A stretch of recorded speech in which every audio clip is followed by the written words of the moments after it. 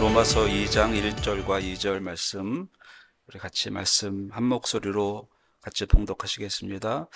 그러므로 남을 판단하는 사람아, 누구를 막론하고 내가 핑계하지 못할 것은 남을 판단하는 것으로 내가 너를 정죄함이니 판단하는 내가 같은 일을 행함이니라. 이런 일을 행하는 자에게 하나님의 심판이 진리대로 되는 줄을 우리가 아노라. 내가 한 판단 내게로 돌아온다라는 말씀을 전하려고 하는데, 로마서 1장에서 이제 사도 바울이 자기가 사도가 되어서 이 복음을 가지고 로마에 가고 싶다라는 그런 의사를 보냈죠. 그래서 오직 사도 바울이 생각한 것은 복음이 전해지기를 바라는 그러한 마음이었습니다. 그런데 이 복음을 왜 전해야 되느냐라는 것을 사도 바울은 죄의 문제로 접근을 해갑니다. 저 같으면 창조 문제로 접근을 할 것 같아요. 예. 하나님이 이 우주를 창조하신 하나님이, 이런 위대하고 놀라우신 하나님이 우리 하나님이시다. 저는 아마 그렇게 접근을 할 것 같은데, 사도 바울은 창조를 언급을 했지만 죄 문제를 가지고 접근을 합니다. 근데 이제 1장 중간부터 시작해가지고 7장까지 계속 죄에 관한 문제가 계속 이제 언급이 됩니다. 왜 그러면 사도 바울은 1장 마지막 부분에서 이제 죄의 총론을 다 얘기했습니다. 원래는 하나님이 이렇게 창조를 했는데 사람들이 타락해서 하나님은 그냥 죄를 짓도록 이렇게 방임하고 내버려 두고 우리를 유기하신 그런 단계까지 갔던 그러한 어떤 죄의 총론을 이야기를 우리가 지난 12번 동안 그 말씀을 같이 나눴고요. 근데 2장에 들어와서 죄에 대한 총론이 끝나고 나서 이 죄를 우리 개인에게 이제 하나씩 이렇게 접근을 해 나갑니다. 그런데 오늘 처음 접근을 해 나가는 것이 바로 판단입니다. 판단. 그러면 왜 많은 죄가 있고 우리 성도들이 하는 일들 중에 많은 여러 가지 세상에서 하는 일들이 있는데 왜 하나님은 하필이면 사도 바울은 판단의 문제로 죄의 문제를 2장에서 시작을 했을까라는 거죠. 저는 이 말씀을 가지고 오늘 많이 생각을 했습니다. 왜 하필이면 판단일까? 다른 죄도 있고 하나님 안 믿는 죄도 있고 뭐 여러 가지 죄가 있을 텐데 왜 하필이면 판단일까? 판단을 누가 하는지 여러분 혹시 아십니까? 판단하는 사람은 내가 좀 모자라다라고 하는 사람들은 남을 판단하지 않습니다. 내가 잘났다라고 하는 사람이 남을 판단합니다.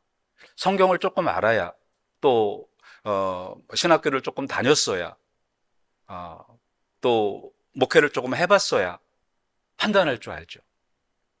목사님들이 남의 교회 가면 딱 돌아보면 이 교회는 뭐가 잘못됐어. 네, 그래서 부흥이 안 되는 거야. 근데 본인 교회는 부흥이 되나요? 네. 판단. 내가 판단을 하면 문제가 뭐냐면은요. 내가 판단을 하면 내가 판단자의 입장이잖아요. 그러면 그 안에는 믿음이 안 들어갑니다. 그러니까 사도 바울은 우리의 교만의 문제를 먼저 언급을 하는 거예요. 내 안에 예수님이 들어올 자리를 막는 거는 내가 내 생각이 나를 채우고 있는 겁니다. 그러니까 예수님이 들어올 자리가 없는 거예요. 바로 이 교만의 문제를 다루는 겁니다. 그래서 처음 시작하는 말씀이 그러므로 남을 판단하는 사람아 라고 이야기를 합니다. 남을 판단하는 사람아. 여기서 판단하다라는 말의 의미는 심판하다라는 말입니다. 그러니까 남을 심판하는 사람아 라는 의미죠. 남을 판단한다는 것. 제가 분기마다 성경을 일독을 하려고 노력을 하고 어저께 이제 아침에 제가 이제 다운받은 오디오북에서 성경을 읽기 이제 시작했습니다. 그런데 어저께는 뭐가 이렇게 의논할 게 많아가지고 많이 창세기도 겨우 이제 한 40장까지 읽고 오늘은 이제 혼자 일을 해가지고 민수기 한 중간까지 성경을 읽게 되었는데 거기에서 모세를 보면서 참 나는 내가 모세였다면 그 모세의 사역을 할 수가 있겠을까? 이 작은 교회 목회하는데도 이렇게 막 사람들이 막 무슨 얘기하고 막 판단하고 막 그러는데 모세같이 장정만 60만을 데리고 내가 그 일을 할 수가 있을까? 근데 그런 생각이 들더라고요. 무슨 일만 생기면 그냥 모세를 자꾸 늘어지는 거예요. 그런데 나중에는 데리고 나왔다고 또 뭐라 그래요. 또 애굽에 살 때는 또 애굽에 있는다고 죽겠다 그러더니 또 나오니까 뭐 애굽의 고깃가마가 또 그립고 또 부추가 먹고 싶고 뭐 그러면서 모든 사람이 모세를 판단하는 겁니다. 왜 우리를 데리고 나왔냐? 왜 그랬냐? 왜 그랬냐? 왜 그랬냐? 판단이라는 거는 모세보다 이스라엘 백성들이 위라고 생각했을 때 모세를 판단하는 거죠. 근데 남을 판단하는 사람아 라고 부르잖아요. 남을 판단하는 사람들은 이라고 안 하고 남을 판단하는 사람 라고 부르잖아요. 왜 그렇게 불렀을까요? 겁을 주려는 그런 생각도 있었겠고 그 사람에 대한 게 강조하는 점도 있었겠고 그렇겠죠? 그렇게 불러놓고 나서 누구를 막론하고 내가 핑계하지 못한다라고 말씀을 하고 있습니다. 누구를 막론하고. 남을 지적할 때 지적하는 사람들은요, 자신은 옳다고 생각해서 지적을 하는 겁니다. 그죠? 나는 부족한 사람이라고 생각하는 사람은요, 남을 지적을 안 합니다. 내가 부족하기 때문에. 그러나 나는 옳다고 생각하면 남을 지적을 하기 시작합니다. 나는 옳고, 내가 하는 거는 모든 것이 정당하고, 라고 생각했을 때. 그러나 로마서 1장 중반부터 시작해서 7장까지는요, 계속 사람이 얼마나 타락했는지가 계속 나오는 거예요. 그래서 사도 바울은 내가 핑계하지 못할 것은 그것은 우리는 누구라도 다 죄인이라는 것을 사도 바울은 여기에서 강조를 하고 있습니다. 남을 판단하는 내가 같은 일을 행함이라. 그러니까 남을 판단하면 내가 같은 일을 행함이라. 저 사람은 참 거만한 사람이야 라고 내가 저 사람을 판단했어요. 그러면 바로 자기가 거만한 사람이라. 그런 의미가 되는 것입니다. 우리가 이제 이게 세상을 살다 보면 판단하는 이야기를 참 많이 듣습니다. 자꾸 이제 사람에 대하여 이렇게 보이는 것 같아요. 그분 이렇게 판단하는 사람들은. 남을 왜 판단할까? 그 생각을 좀 해보면, 처음에 말씀을 드렸지만, 어떤 장인은 정의로운 사람이라 자기는 올바른 사람이라고 생각하기 때문에 남을 이렇게 판단을 합니다. 그리고 어떤 사람들은요, 자기 방어를 위해서 자기를 남을 판단합니다. 그 자신의 부족을 감추기 위해서 나의 연약함을 감추기 위해서 저 사람을 판단을 해요. 내가 이런 약점이 있으면 그 사람의 다른 사람의 약점을 보고 그것을 평가를 내립니다. 그거는 자기가 자기의 실수나 자기의 부족을 감추기 위함이죠. 그래서 어떤 사람들은, 많은 사람은 아니지만 어떤 사람들은 남에 대하여 참 이야기를 많이 합니다. 진짜 얘기를 많이 해요. 그리고 나랑 얘기할 때도 이렇게 지적하는 이야기를 참 많이 해요. 너는 이게 뭐가 나쁘고 너는 저게 나쁘고. 그래서 여러분들은 혹시 누가 여러분들을 이렇게 지적하면 어떤 생각이 들어가시나요? 저도 저를 지적하면 화가 나요. 진짜로. 마음에. 근데 표현은 잘 안 합니다. 목회를 하다 보면 참 지적을 많이 받습니다. 심지어는 이렇게 옷 입은 것까지. 예. 심지어는 뭐 와이셔츠 색깔이 왜 이렇게 무늬 있는 거를 입었냐. 그것까지 지적을 하세요. 그러다 보니까 그런 이야기를 들을 때 화가 안 난다고 생각하지만 제 얼굴에서는 벌써 얼굴이 찡그러져 있어요. 그죠? 그래서 우리가 남이 나를 판단하고 여러분들이 판단을 드릴 때 조금 제가 팁을 좀 드릴게요. 저도 전에는 이제 그렇게 막 표정이 굳어지고 말을 안 하고 그랬었는데 이제 누가 저를 이렇게 비판을 하면 마음속에 아니고 또 그 사람에게 왜 비판을 하세요? 왜 너는 나를 비판을 해? 이렇게 하면 싸우자는 거죠. 그 사람이 나에 대해서 판단을 못하게 하려면 이렇게 말을 좀 바꿔서 하면 좋습니다. 왜 나를 비판하세요? 그렇게 하지 말고 사실 제가요 지금 비판받는 느낌이 드네요. 나를 내가 이렇게 당신이라는 표현보다는 내가 비판받는 느낌이 든다라고 이야기를 하면 그 사람이 이렇게 움츠러들게 되어 있습니다. 왜 이렇게 늦어요? 당신은 이렇게 늦는 사람이에요. 이렇게 이야기를 하면은 왜 내가 늦어요? 당신은 이렇게 부정적이에요. 이렇게 대답하는 게 아니고 지금 제가 듣기로는 네가 나를 내가 맨날 늦는 사람이라고 생각하고 있구나. 이렇게 한번 내가 느끼기에는 한번 이렇게 받아내면 그 판단하는 말을 줄일 수가 있습니다.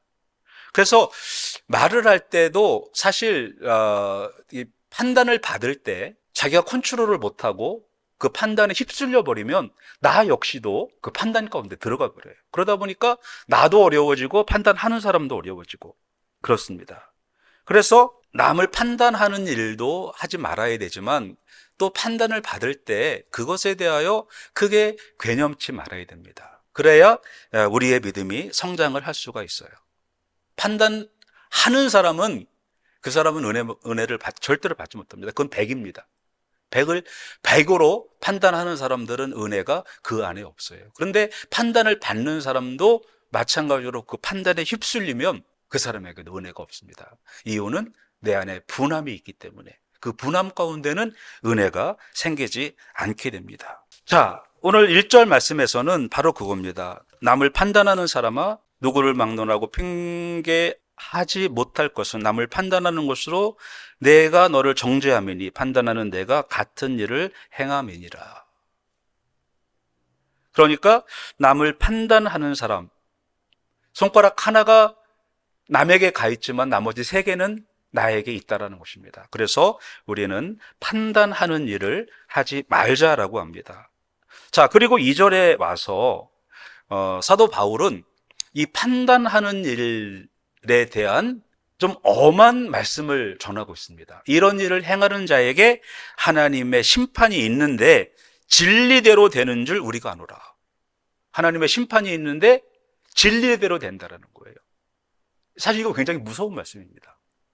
자, 이런 일을 행하는 자에게 1장에 전체적으로 나왔을 때 불의, 우상숭배, 그 다음에 음행 이런 죄들이 나오잖아요. 그거에다가 플러스 2장에 들어와서 1절에 나와 있는 남을 판단하는 사람에게, 그러니까 1장에 나와 있는 죄들과 거기에 더하기 2장 1절에 나와 있는 남을 판단하는 사람에게 거기에 하나님의 심판이 있다. 그런데 이 심판은 진리다라는 겁니다. 반드시 심판이 그에게 있다라는 거예요. 남을 판단하기 때문에 심판을 받는다라는 겁니다. 사실 남에 대해서는 너무 엄격하고 나에 대해서는 너무 관대하잖아요. 일본하고 한국하고 축구할 때 한국 선수가 반칙을 하면 우리 마음속에서 야, 축구하다 보면 그럴 수도 있지 뭐. 그렇잖아요. 그죠?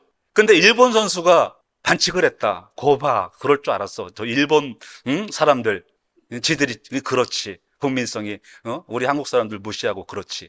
우리가 반칙할 때는 축구가 그런 거 아니겠어요? 그렇게 얘기하다가 그렇잖아요.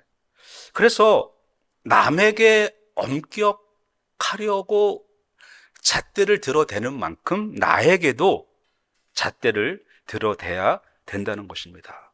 그래서 이런 일을 행하는 자에게라고 말씀을 하는 것은 경고를 하는 거예요. 너도 한번 생각을 해봐라. 그런 뜻이에요. 너는 잘하냐는 거예요. 남의 것은 크게 보이고 내 것은 아무것도 아니고, 남이 신호 어기는 거는 법을 위반하는 거고 내가 신호를 어기는 거는 그냥 어쩔 수 없는 상황이라 그런 거고, 내가 하는 건 다 이해가 되잖아요. 그런데 하나님의 심판이 진리대로 된다라고 말씀을 하고 있습니다. 그래서 진리대로 된다라는 것, 이거는 하나님의 심판은 공정하다는 겁니다. 하나님의 심판은 구약시대부터 예수님 때부터 다 이거는 성경 말씀이라는 거예요. 그런데 이 성경 말씀은 모두에게 공평하게 된다는 거예요. 미국에서 재판을 하는데 유죄와 무죄가 내려지는 확률을 얼굴로 한번 계산을 해봤대요. 어떤 학자들이. 근데 얼굴이 예쁜 사람들은요, 무죄 받을 확률이 높대요. 실제입니다. 외모가 조금 빠지는 사람들은요, 유죄. 예. 얼굴이 좀, 외모가 좀 빠지는 사람들은. 이거는 실제 심리학 책 이런 데서 나오는 실예들이에요. 근데 하나님의 심판은 공평하다는 겁니다. 공정하다는 겁니다. 외모, 학벌, 이런 거 아니죠.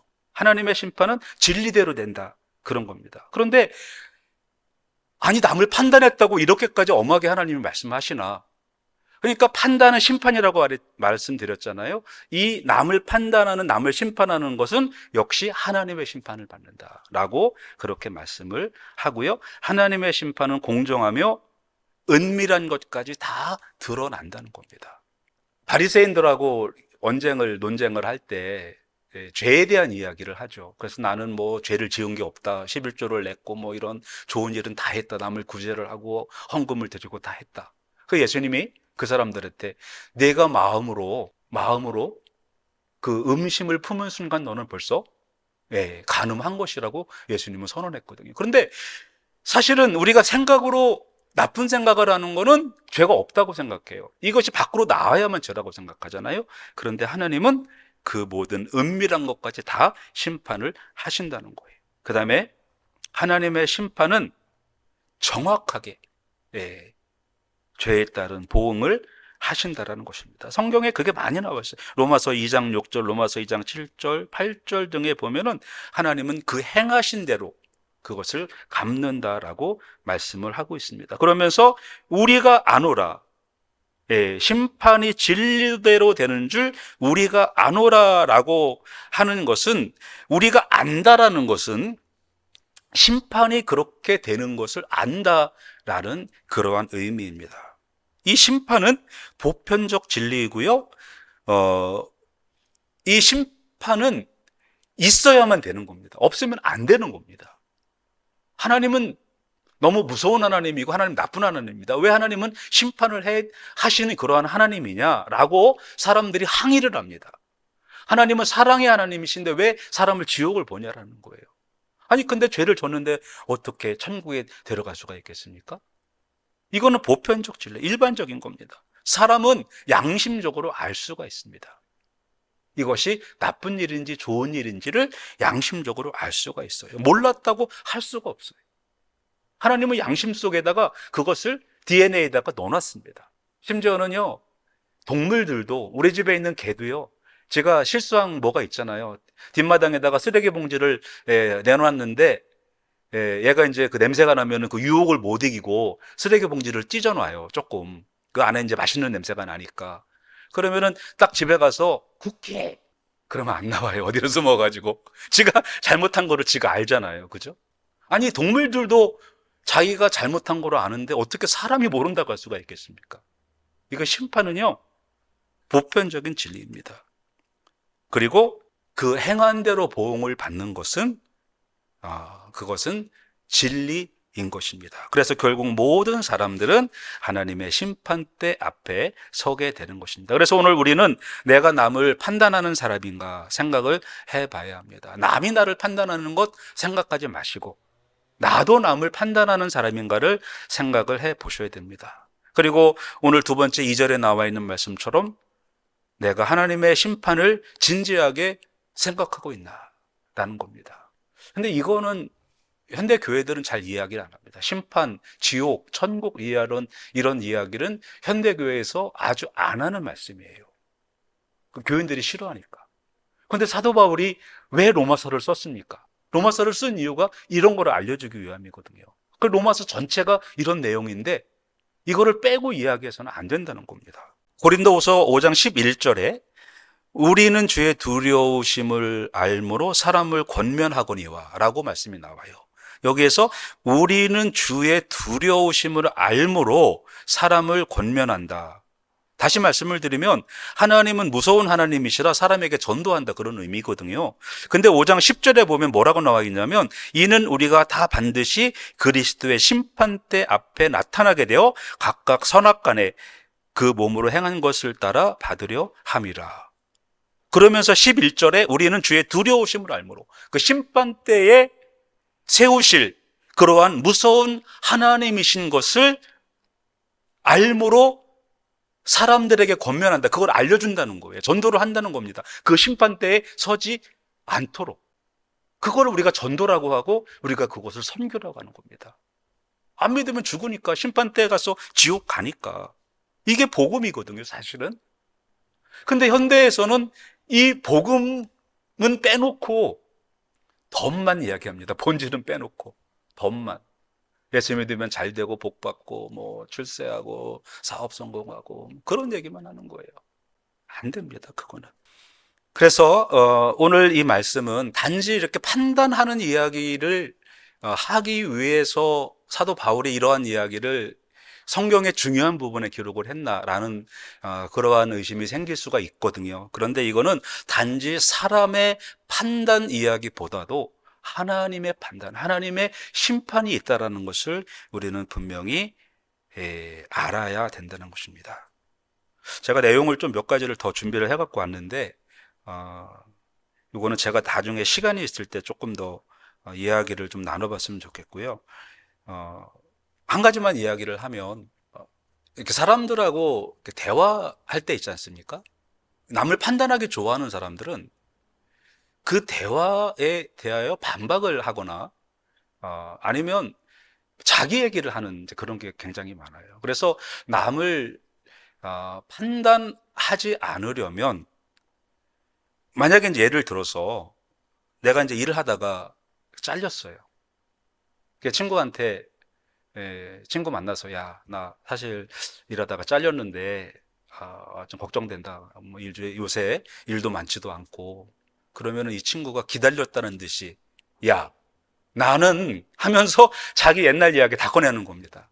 자기 뭐 처음에 가서 잘렸던 이야기, 어디 가서 또 돌아다니고 또 1년 동안 직장 못 잡고 했던 이야기. 너만 그런 거 아니야? 다 그래. 살다 보면 그런 거야. 이제 한 번 잘렸다고 너.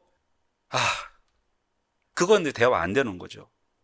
그래서 우리가 그 대화를 이렇게 잘 해나가는 방법은 판단하는 대화가 아니고 이렇게 서로 이해해주고 너 잘렸구나. 그래, 나도 사실 그거 알지. 나도 정말 힘들었고 그동안에 여러 번 그런 일이 있을 때마다 한 번도 잘렸을 때 기분이 즐거울 때가 없었어. 너 마음 잘 알지. 그런데 내가 너 같이 있잖아. 네? 이렇게 그와 함께하는 그러한 대화를 해야 됩니다. 근데 서로 이렇게 끊어지는 대화, 지적하는 대화, 그게 아니고 내가 남을 심판하지 않을 때 하나님도 나를 심판하지 않으신다라는 것을 우리는 기억을 하셔야 됩니다. 그래서 판단과 비판이 아닌 격려와 용기를 주는 사람이 될 때 하나님도 우리를 판단하지 않으시고 우리에게 격려와 용기를 주시게 되시는 것입니다. 그래서 우리도 판단과 비판이 아닌 격려와 용기를 주는 우리 성도님들 되셨으면 좋겠습니다. 우리 한번 같이 기도하겠습니다. 오늘 우리가 이제 판단에 관한 말씀을 생각해 봤습니다. 남을 판단하는 사람아 라는 말씀을 생각을 해봤는데 하나님, 우리가 지금까지 남을 판단하지 않았는지 한번 돌아보게 하시고 내가 남을 판단했다면 내 마음 가운데 무슨 생각이 있었는지 한번 돌아보게 하여 주시고 하나님, 나의 교만했던 나의 정의가 이제는 내려지게 하시고 다 내 안에서 나가게 하시고 오직 성령께서 내 안에 들어오심으로 남을 판단하는 사람이 아닌 남을 격려하고 남에게 용기를 주는 사람이 되게 하여 주시옵소서. 우리 한번 이 말씀을 생각하시면서 같이 한번 기도하시겠습니다. 하나님, 오늘 우리가 말씀을 생각해 봤습니다. 우리는 남을 판단하는 사람이 아니었는지 또 남을 판단하면서 내가 교만하지 않았는지 내 안에 하나님 아버지 감사합니다. 오늘 남을 판단하는 사람에게 하나님의 심판이 있다고 하셨습니다.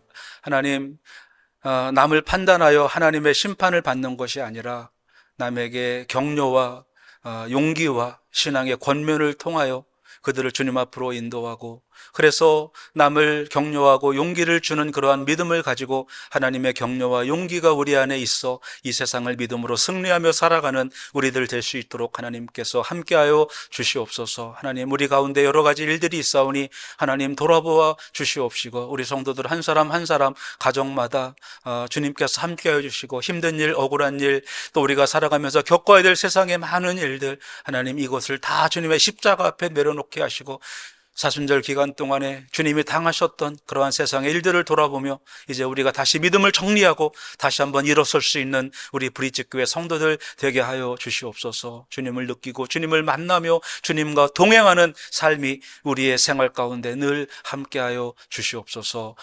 예수님 이름으로 기도드립니다. 아멘.